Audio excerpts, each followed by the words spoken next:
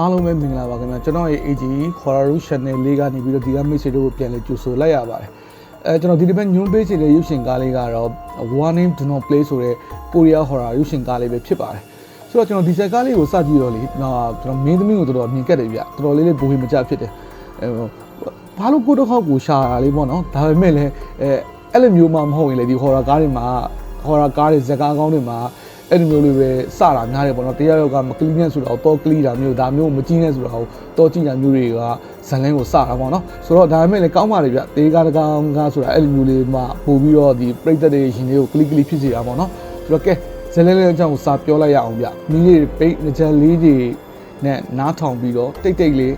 စိတ်ဒုက္ခရောက်လိုက်ရအောင်ဗျ Warning Do Not Play ဆိုတာကိုရီးယားနာမည်ကတော့ဒီ M Jong ဆိုတာကတော့2019ခုနှစ်ကထွက်ရှိခဲ့တဲ့တောင်ကိုရီးယားနိုင်ငံက horror mystery အမျိုးအစားဇာတ်ကားကောင်းတစ်ကားဖြစ်ပါတယ်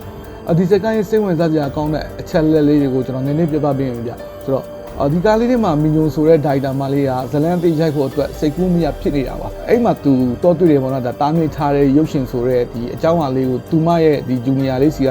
သူကြားပြီးတော့အရင်စိတ်ဝင်စားသွားတယ်ဆိုတော့သူအဲ့ကောင်သူလိုက်ရှာတာပေါ့နော်လိုက်ရှာရင်ကြားရတဲ့သတင်းတွေကြားအောင်လေဒီရုပ်ရှင်ကိုစပြတဲ့အချိန်မှာရုပ်ရှင်ရုံထဲမှာကြည်နေတဲ့လူပြောင်းနှလုံးရက်ပြီးတည်ဆုံသွားတယ်ဆိုတော့ဟာကိုကြားရတယ်ပေါ့နော်အဲ့မှာသူပို့ပြီးအသေးအံဖြစ်ပြီးဒီရုပ်ရှင်ကိုလိုက်ရှာတာပေါ့နော်အဲ့ရုပ်ရှင်မှာပုံပွင့်နေတဲ့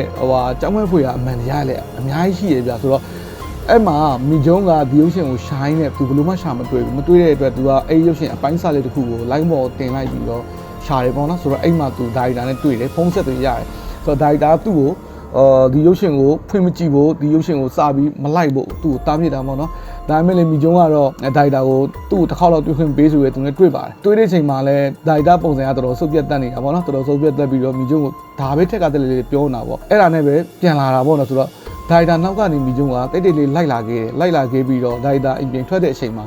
အဲ့ဒီဒါရိုက်တာရဲ့အိမ်ထဲကိုဝင်နောက်ပြီးတော့ hard disk ကိုရအောင်ယူတယ်ဗျအဲ့ဒီအချိန်မှာလည်းဒါရိုက်တာပြန်ရောက်လာဒါရိုက်တာပြန်ရောက်လာတဲ့ကြုံတော့အဲ့ဒီ hard disk ကိုညောင်အပြိုင်ဆိုင်လူကြရင်းနဲ့မိကျုံကအတင်းအဓမ္မယူဆောင်လာတာပေါ့ဗျာအဲ့ဒီ hard disk ကလည်းသူတို့ညောင်လူယူရင်းနဲ့နည်းနည်းထိခိုက်တော့သူ့ရဲ့ junior လေးကပြန်ပြင်ပေးတာပေါ့ဆိုတော့အဲ့ဒီအချိန်မှာဒီမင်ဂျူးရဲ့အိမ်မှာကချောင်းလန့်တာတွေစပြီးတော့ထိန်လန့်စရာလေးတွေစပြီးကြုံနေရပြီဗျဒါပေမဲ့လေသူမို့လို့မကြောက်မလန့်နဲ့ဒီစစ်ဆက်တိုးဖို့သူစဉ်းစားရတယ်ဗျနောက်မှဘာတွေဖြစ်မလဲဘယ်လိုတွေဖြစ်လာမလဲဆိုတာကိုတော့ဒီကလူကြီးမျိုးတို့ဆက်လက်ပြီးစောင့်ကြည့်သင့်ပါတယ်ဆိုတော့ဒီကားလေးကိုဘာကြောင့်ကြည့်သင့်လဲဆိုတော့ဒီကားလေးရဲ့ဇလန်တင်ဆက်ပုံကဇလန်ထင်းမှာဒီဇလန်တစ်ခုကိုထည့်ထားသလိုမျိုးဇလန်ပေါ်မှာဇလန်တုံးထားတဲ့ပုံစံမျိုးကတခြားတရေကနေနဲ့မတူပဲပုံစံဆက်ပြထားတာကိုတွေ့ရပါတယ်ဒီဥစ္စာမင်းသမီးကလည်းဒါ is okay to not be okay ထဲကမင်းသမီးကပြုတ်ဆောင်ထားတာပါသူမရဲ့ထိန်းလန်းနေတဲ့ဒီတရုပ်ဆောင်ဘိုင်းတွေကလည်းအရန်ကိုပြည်ပါတယ်ပြီးတော့ပတ်ဝန်းကျင်အပြင်စင်ကလည်းဘယ်လိုပြောလဲအိုဟောင်းနှုံးနေတဲ့ရုပ်ရှုပ်ယုံတွေတဲမောင်မင်းနေတဲ့နေရာတွေသွေးတန်ရဲနဲ့တက်ဖြတ်တဲ့အခန်းလေးပါတာပေါ့နော်ဒီနေ့ trailer ဆန်တဲ့အပိုင်းတွေလည်းပါပါတယ်ဆိုတော့ဒီဇက်ကားလေးကို initial အပြင်ပြောရရင်ဒီကတရေကားဆိုတာထက်ဒါလူတွေရဲ့အောင်မြင်ခြင်းနဲ့စိတ်လောဖနဲ့ဒီကြောက်ရွံ့မှုတွေကိုပို့ပြီးအသားပေးထားတာတွေ့ရပါတယ်ဆိုလိုချင်တာကဗျာသိရင်မလားကိုအောင်မြင်ခြင်းနဲ့စိတ်ကပို့ပြီးကြီးစိုးတယ်ကြောက်တာလည်းကြောက်လေးကြောက်တယ်ဒါပေမဲ့ပို့ပြီးတော့အောင်မြင်ခြင်းနဲ့ဖက်ကိုတော်ထားတဲ့လူတွေကိုအသားပေးထားတယ်ပေါ့နော်ဒီဇက်ကားလေးကိုစိတ်ဝင်စားနေကြပြီဒါဆိုရင်တော့ဇက်ကားလေးကိုရှာပြီးတော့ခက်ကြောက်လေးသာကြည့်ဖို့ကျွန်တော်ကတော့တိုက်တွန်းလိုက်ပါတယ်ဟုတ်ကဲ့အခုလိုမျိုးအကျမ်းပါလေးတွေကိုနားသားစီခြင်းနေဆိုရင်တော့ကျွန်တော်ရဲ့ channel လေးကို like and subscribe လေးလုပ်ထားပေးဖို့လေမမင်းကြပါနဲ့ဗျအဆုံးထိကြည့်ရှုပေးတဲ့အတွက်အားလုံးကိုကျေးဇူးအထူးပဲတင်ရှိပါတယ်ခင်ဗျ